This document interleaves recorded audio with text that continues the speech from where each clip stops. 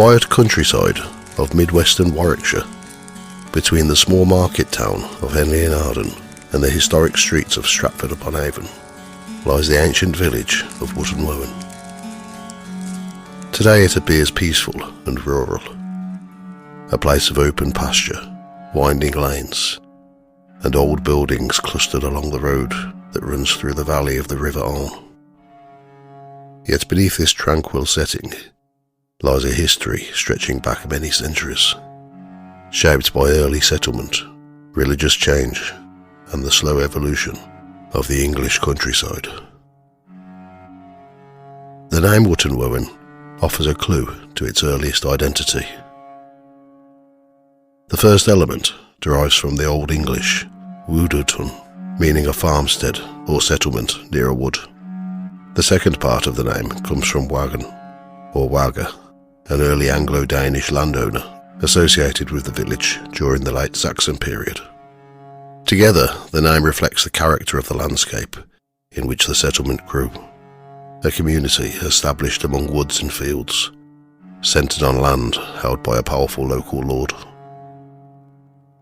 Human activity in the surrounding area reaches far further back than the Saxon period.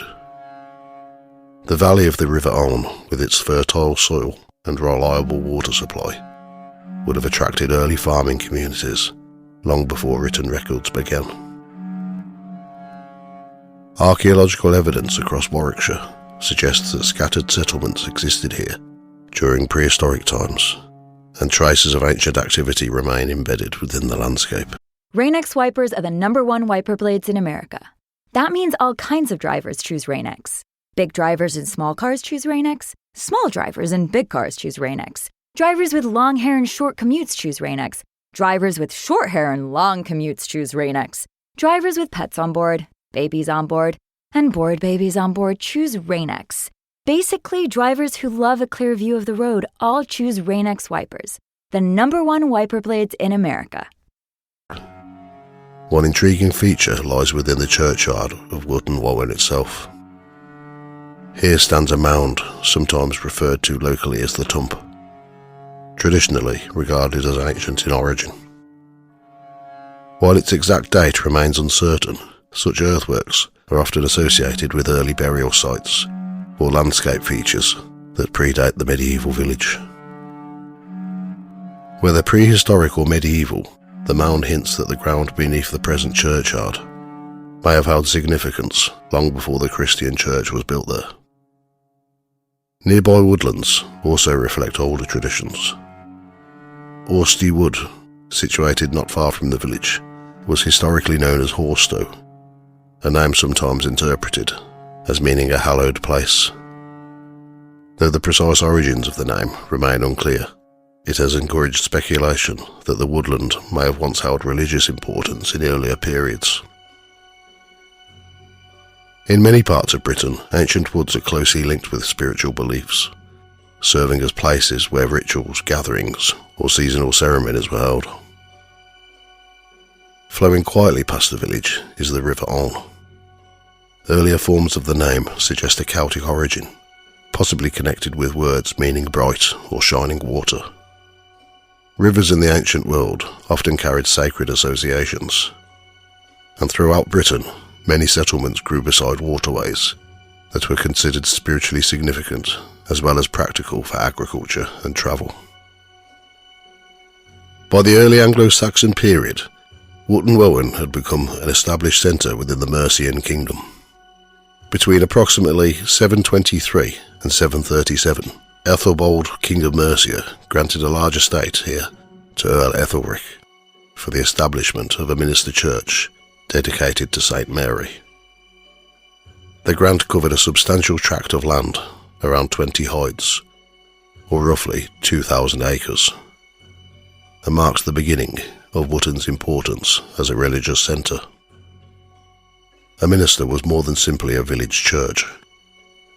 In the early medieval period, such institutions served as bases for missionary activity across wide rural districts. From Wootton Wawen, priests and monks would have travelled to surrounding settlements to preach, baptise converts, and establish new places of worship. The area served by the minster formed part of a wider territory known as the Stoppingers, an early administrative region. The first church established here was likely constructed from timber, as was common during the early Saxon period. At some point between the late 10th and early 11th centuries, it was replaced or rebuilt in stone. Tradition associates this later church with Wawen, the Anglo-Danish lord, whose name became attached to the village itself. Today, the parish church of St. Peter still preserves elements of this early structure, particularly within the lower sections of its tower. These Saxon remains make the building one of the oldest churches in Warwickshire. Over the centuries, the church was expanded and altered. A 15th century clerestory was added to the nave. Medieval porches were constructed, and windows were rebuilt in later architectural styles. Despite these changes, the core of the building still reflects its early medieval origins. Inside the church are several notable survivals from later centuries. The carved oak pulpit and choir screen date from the 15th century, while the monumental brasses and tombs commemorate members of local families. The church also preserves a small chained library containing 17th century theological works, books once literally secured by chains to prevent them from being removed. Among the churchyard's traditions is an area known locally as the Coventry Peace. According to local law, during the time of the Black Death, bodies from plague-stricken Coventry were brought here for burial. Whether this tradition reflects an actual historical practice or later storytelling is difficult to confirm, but the story remains firmly embedded in the folklore of the village. Following the Norman conquest in 1066, the manor of Wootton Wawen was granted by William the Conqueror to Robert de Stafford, one of his loyal supporters. Soon afterwards, the church was given to the Benedictine Abbey of St. Peter at Conches in Normandy. A small alien priory was established in the village, consisting of a prior and a single monk, responsible for administering the estate and maintaining religious life locally. The surviving records of the priory offer occasional glimpses into its daily life. In 1281, a dispute between the prior, Peter de Outeribus, and one of his monks became so heated that it required an intervention of the Bishop of Worcester. The argument reportedly involved accusations of poor management, drunkenness, and neglect of charitable duties. Both men were eventually excommunicated, before later being reconciled and returned to their monastic community. The priory itself survived until the 15th century, when its lands and possessions were transferred to King's College, Cambridge. Although the monastic buildings have long since disappeared, they once stood between the churchyard and a nearby fish pond, traces of which can still be identified in the landscape. Throughout the medieval and early modern periods, Wootton Wawen remained primarily an agricultural community. The Domesday Book of 1086 records that the settlement possessed farmland, woodland, and 2 watermills. Over the centuries, local industries included paper making, hemp processing, dyeing, and hurdle making, though farming remained the principal occupation of most inhabitants. One of the village's most prominent buildings is Wootton Hall, situated between the church and the river. The present structure dates largely from 1687 and was built in the Palladian style, though parts of an earlier Elizabethan house are believed to survive within its structure. The hall was originally associated with the Carrington family, and several outbuildings beyond the house may represent remnants of an earlier manor complex. By the end of the Second World War, the building had fallen into a state of considerable neglect and faced the possibility of demolition. Its survival came in 1958, when the property was purchased by Bill Allen, whose company developed the surrounding land into a mobile home park. This redevelopment not only saved the hall itself, but also brought renewed life into the village. Today, Wootton Wawen remains a place where centuries of history coexist within a small landscape. Ancient woodlands still surround the parish. Hollow paths worn by generations of travellers wind through the fields, and the tower of St. Peter's Church continues to rise above the rooftops, much as it has for nearly 1,000 years. Yet in places where history runs so deep, the past rarely fades entirely.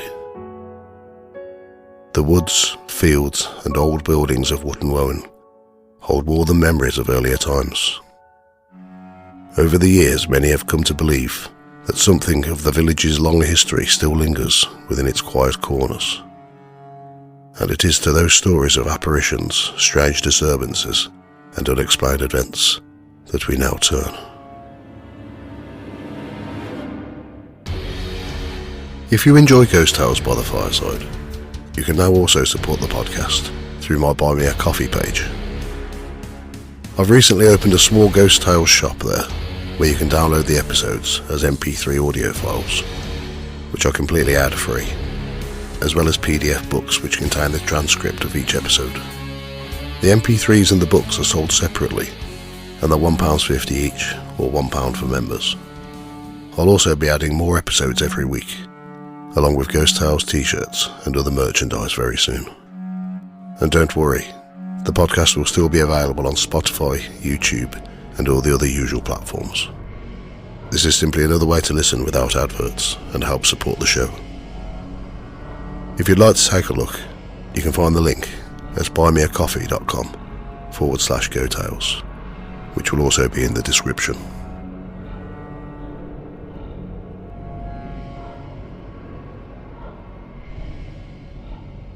Places with deep history often gather deep folklore. In villages like Wootton Wawen, where the landscape has been shaped by centuries of belief, conflict and quiet rural life, stories of hauntings have long formed part of the local tradition. This episode is brought to you by Nespresso. Introducing Virtuo Up, the latest in a long line of innovation from Nespresso. It's innovation you can touch, sense, and taste in every single cup. With a 3-second start, easy open lever, and dedicated brew over ice button, it's even easier to enjoy your coffee your way. Sip for yourself. Shop Virtuo Up exclusively at Nespresso.com. Ancient churches, old manor houses, buried pathways, and woodland once considered sacred all contribute to an atmosphere where the boundary between history and legend sometimes seems thin. Over the years, a number of ghost stories and unexplained occurrences have become associated with the village. Some of these accounts are modern recollections, while others appear in earlier folklore collections and local historical records. Taken together, they form a curious tapestry of tradition surrounding this small Warwickshire community. Many of the most persistent stories centre on Wootton Hall, the large stone house that stands between St. Peter's Church and the River Alne. The building itself dates largely from 1687, although it incorporates elements of an earlier house. Like many country houses with long histories, it has developed a reputation for unexplained disturbances. Local folklore records that strange phenomena were reported at the hall during the 20th century. Residents and visitors described hearing unexplained knockings and rappings within the building, sometimes echoing through the walls or floors when no one else was present. Doors were also said to slam without warning, even on calm evenings when no draft could account for the movement. Alongside these disturbances came another curious phenomenon: the sudden appearance of a strong perfume drifting through otherwise empty rooms. Witnesses described the scent as sweet and floral, sometimes compared to violets or old-fashioned perfume. The fragrance would appear briefly, linger in the air for a short time, and then fade just as mysteriously as it had arrived. On some occasions, people claim to have walked directly through the scent, as though passing through an invisible cloud of perfume. These experiences gradually became associated with the legend of the Grey Lady of Wootton Hall. According to local tradition, the Grey Lady is the spirit of a young woman who once worked at the house, possibly a servant from an earlier century. She is said to appear on the upper floors of the hall, usually as a pale figure dressed in grey or muted clothing. The apparition is often glimpsed only briefly, moving quietly along corridors or near staircases before fading from view. In some accounts, the appearance of the Grey Lady is accompanied by the scent of perfume, though in others, the fragrance is noticed on its own without any visible figure. Such phantom perfumes are a reoccurring feature in many haunting traditions, and are sometimes referred to as olfactory apparitions. Modern residents of the hall have occasionally reported similar experiences. In recent years, Julie Folks, whose family has been associated with the property, has spoken about unexplained occurrences that still take place there from time to time. Among these are the familiar perfume scent and occasional strange events that seem difficult to explain. Yet Wootton Hall may conceal more than apparitions within its old walls. Beneath the building lie rumours of hidden tunnels, long sealed or collapsed, which once extended from the cellars into the surrounding landscape. According to local tradition, one tunnel runs in a straight line for roughly 100 yards before splitting into two branches. One of these passages reportedly headed towards the nearby church, though it is said to have collapsed many years ago. The other branch is believed to lead towards a waterfall along the River Alne. However, the passage narrows considerably and cannot be explored to its full length. Another tunnel is said to have once extended even further, passing beneath the river and ending near what are believed to be the remains of Roman baths. During the 1930s, it is claimed that the owner of the hall ordered this passage to be blocked at the cellar entrance, fearing that water might eventually find its way into the house. Whether these tunnels truly existed in the form described, or whether the stories grew over time through local retelling, remains uncertain. Yet such hidden passageways are a recurring feature of folklore surrounding historic houses, and they add another layer of mystery to the history of Wootton Hall. The hall is not the only place in the village where strange sightings have been reported.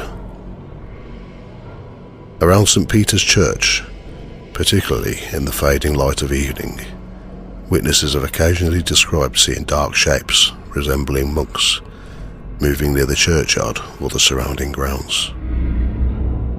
These figures are usually indistinct, little more than hooded silhouettes glimpsed at a distance before fading into the shadows.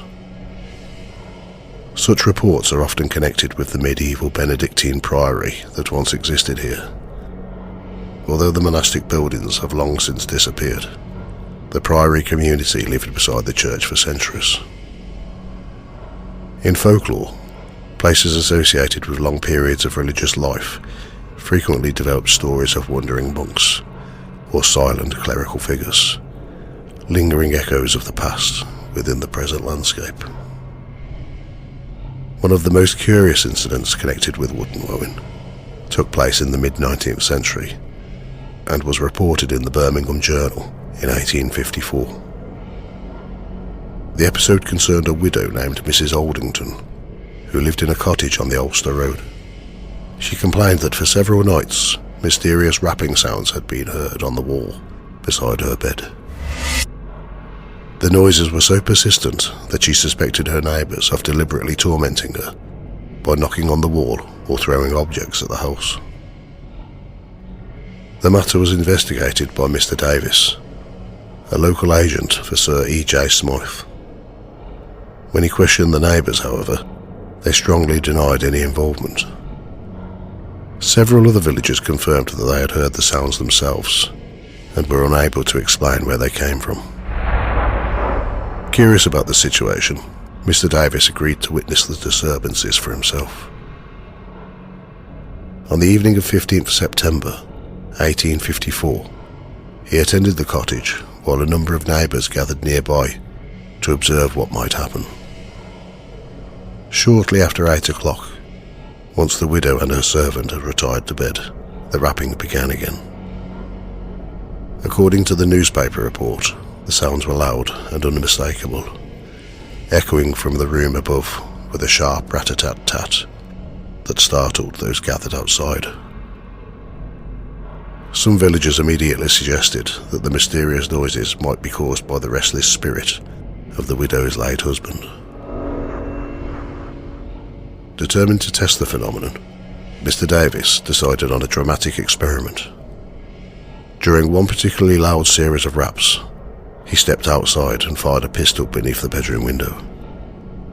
The effect was immediate. The rapping stopped completely.